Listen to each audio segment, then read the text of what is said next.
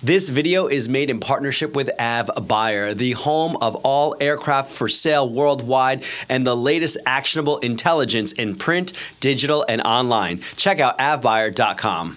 In a year, if you're flying 800,000 hours a year, what do you think the all-in somebody should better be able to blow on their aviation budget? About $8 million. They're going to buy it for, $6, $7, $8 million, and you're going to use it for $6, $7, $8 million.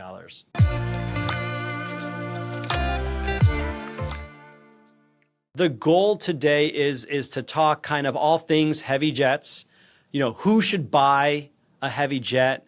Who should charter a heavy jet? What's the mission of a heavy jet? How do you qualify a heavy jet? Because I know there's sometimes some confusion out there when you go from mid to super mids to heavies to ultra long range. So maybe you can clear some of that up for us. And then, of course, we want to talk about the advantages of investing in a heavy jet for your own personal use, but also partnering with a charter company like yourselves to offset or maybe even generate some revenue, or maybe not. We'll get into that into more detail.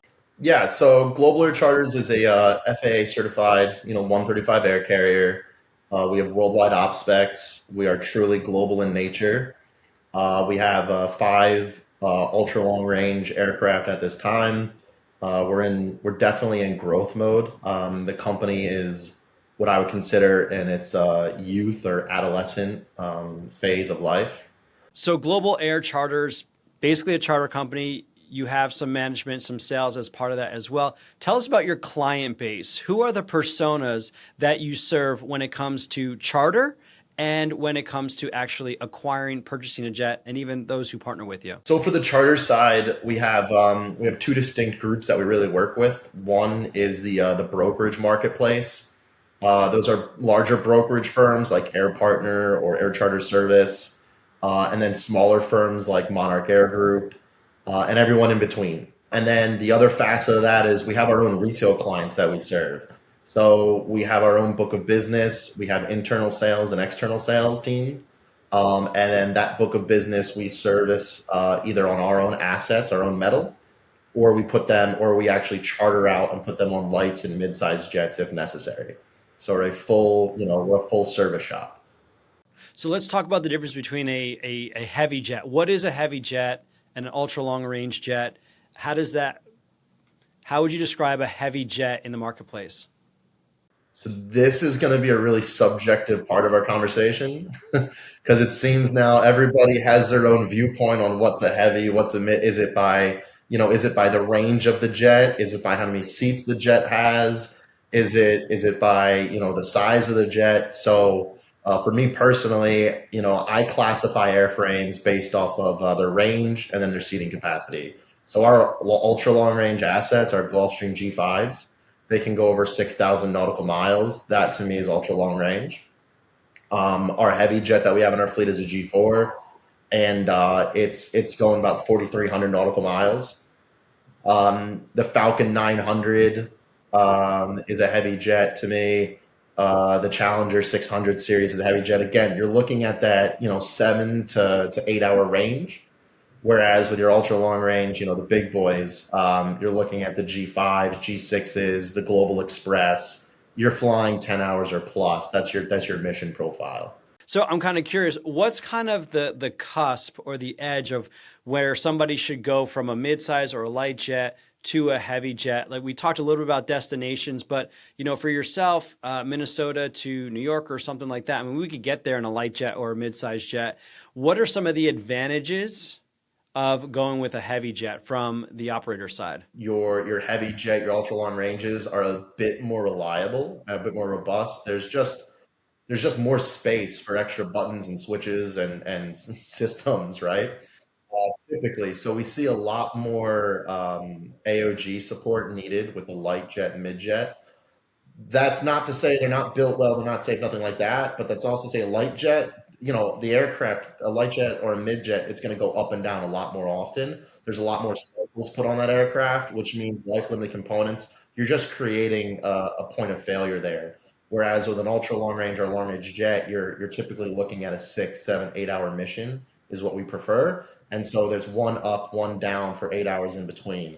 Whereas with, like you said, with your light jet, your example, Minneapolis to the New York area, you're looking at 2 hours for your up and down. What are some of the challenges that you find with the heavy jets compared to the lights and the mids? The other side of the equation is then when things do break, when we do have that's the point of failure, AOG support is a bigger deal because if you have, uh, let's use an example. We're going LA to New York, right? That's a simple 5.5 hour flight. Let's say you have 16 passengers though. If your 16 passenger flight breaks down, for you to get a G4, G5 Global Express or a Falcon that can handle 16 passengers, there's a lot less opportunity there, right?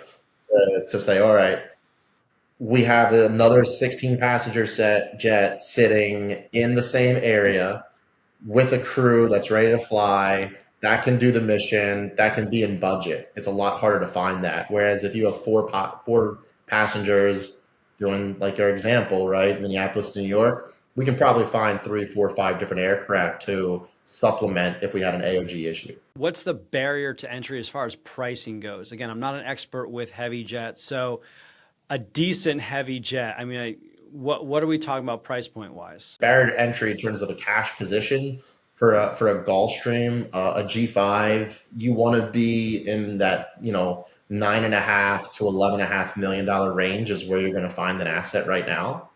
The G4s, you're going to be in that 3.5 to $6.5 million range, depending on age and stuff like that. The Global Express, so your classic Global Express, so pre 2003, 2004, you're probably in that same range as the G5, perhaps a little bit cheaper. Anything after any Global Express built after that, so your G, like not your G, I'm sorry, your Global 6000, for example, you're gonna just start tacking on about $5-6 million, and that's just because of the avionics suite that's in it. And then the same thing with the 550 market, right? So the 550 market versus the G5 market, you have a better avionics suite, you have a more modern interior, and so because of that, they're catching about a $7 million premium right now on top. So to play in this world, we need at least $3.5 million, and we should really be looking. We should really would like to have at least $10 million to start playing in this world. Yeah, I think it was Dr. Dre that said if you can't afford two of them, you really can't afford it. So I'd say if you're looking at a G4, make sure you have at least $6 to $12 million ready. What do the operating costs look like? Maybe on a per hour versus a per annum basis. Typically for a G4, G5, your annual fixed costs are going to be between 1.8 and $2.2 million a year.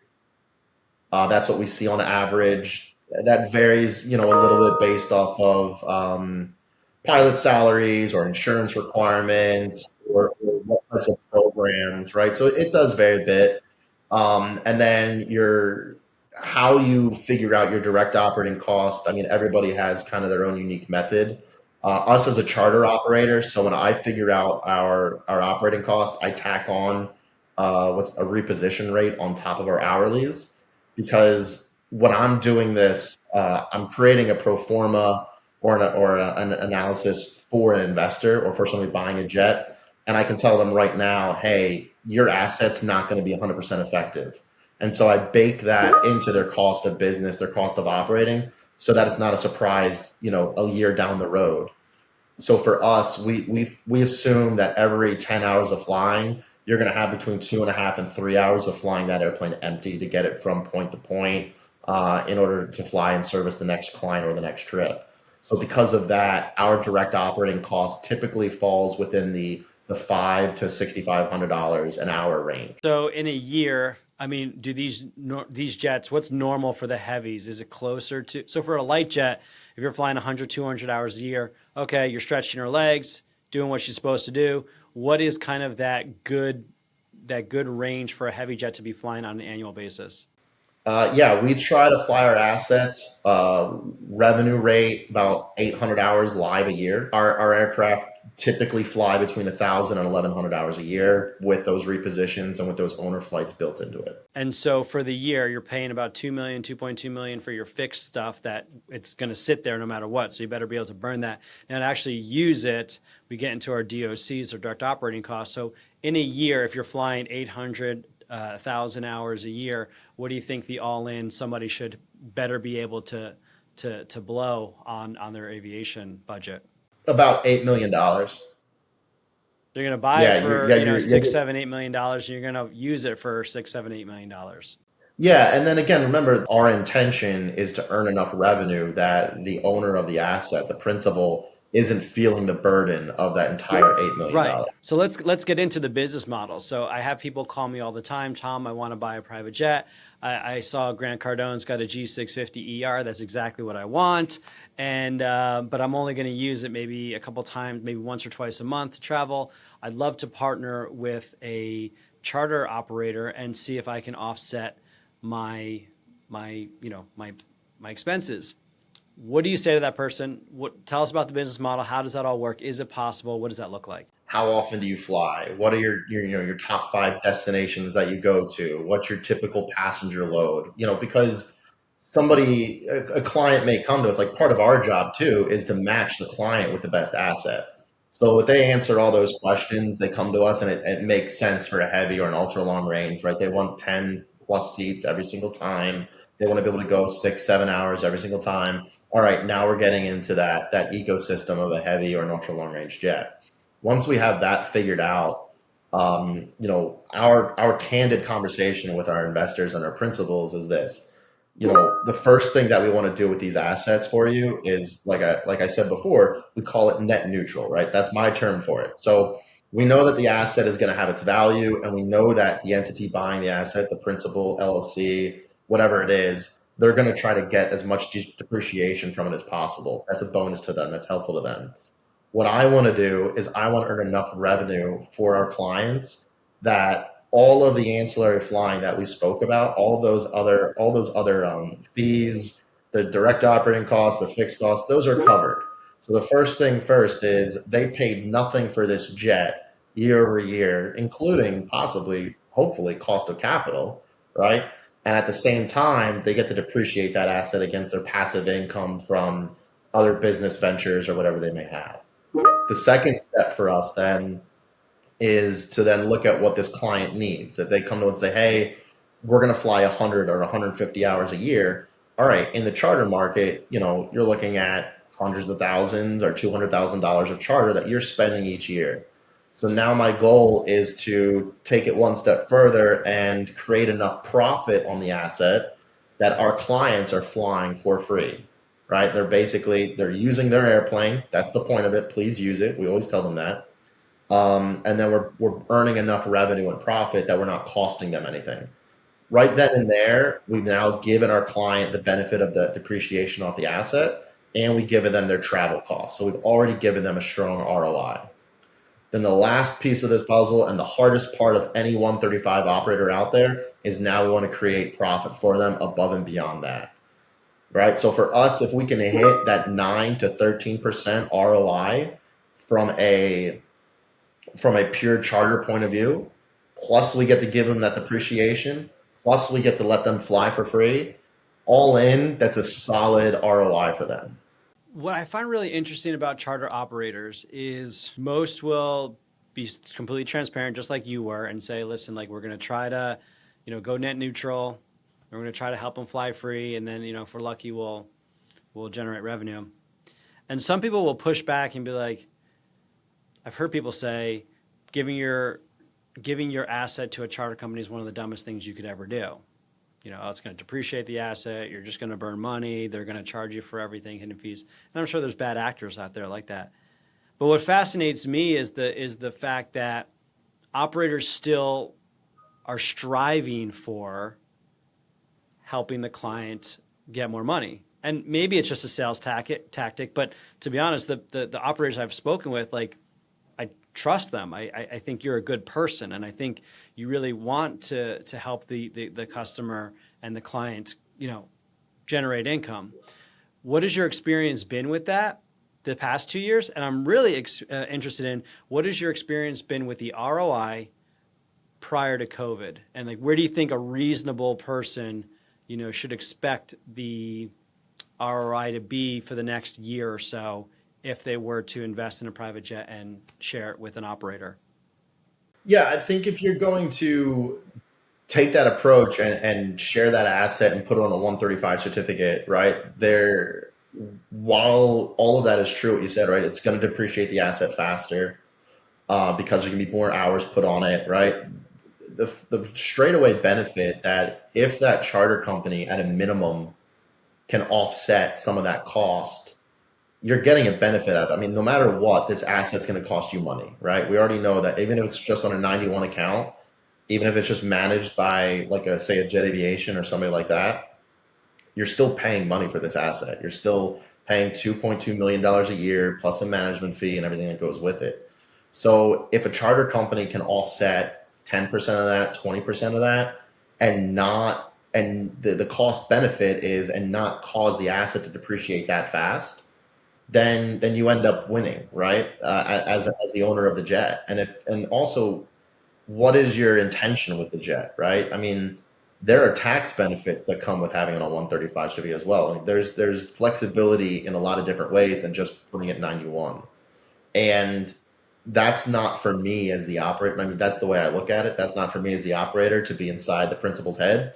It's for me to lay out the map, the roadmap, and the pathway to what is your goal, what is your mission, what's your objective, and then how do we best get there. Uh, I think before COVID, um, it was a totally different time, right? Fuel was a bit more expensive. Um, and there was a lot more supply than there was demand. COVID kind of created this buzz of demand. People, the top 1, 2, 3% of the world, their value, their wealth grew dramatically. And then after COVID, we saw they started spending that money. And so this demand for charter jets, whether it be a light jet or whether it be heavy, this demand really started to grow, and supply has kind of stagnated because we've all heard this, right? Supply chain issues. The manufacturers, Embraer, Textron, Cessna, right? Gulfstream, they couldn't produce enough new aircraft fast enough to make up for the increase in demand in the charter market. And the other side is an entity like GAC, like ourselves, we take an asset based approach to it. So we're not buying brand new airframes. We're not buying a $75 million Global 7500. We're taking an asset based approach because, again, its cost of capital matters, especially with what interest rates are doing right now. And that helps you have a better ROI. And that's what we're focused on. It's how do we create that ROI for our clients. And then to make a short story long, I guess, I would say if you can hit between an 8 and 12% ROI for your clients with that asset, that's a good spot right now. Again, they're holding on to a hard asset, and they're getting that depreciation on top of it. So you factor that all together, I think it's valuable. Well, Michael, I thank you so much for being here, giving us some insight into the heavy jet market, pulling back the curtain on private aviation when it comes to heavy charters. Is there anything else you'd like to share about your organization, or where can people connect with you to find out more? Global Air Charters, that's the name of the company. It's www.gac.aero, AERO. And yeah, you can look us up and come find us. Tom, it's been a pleasure to be here.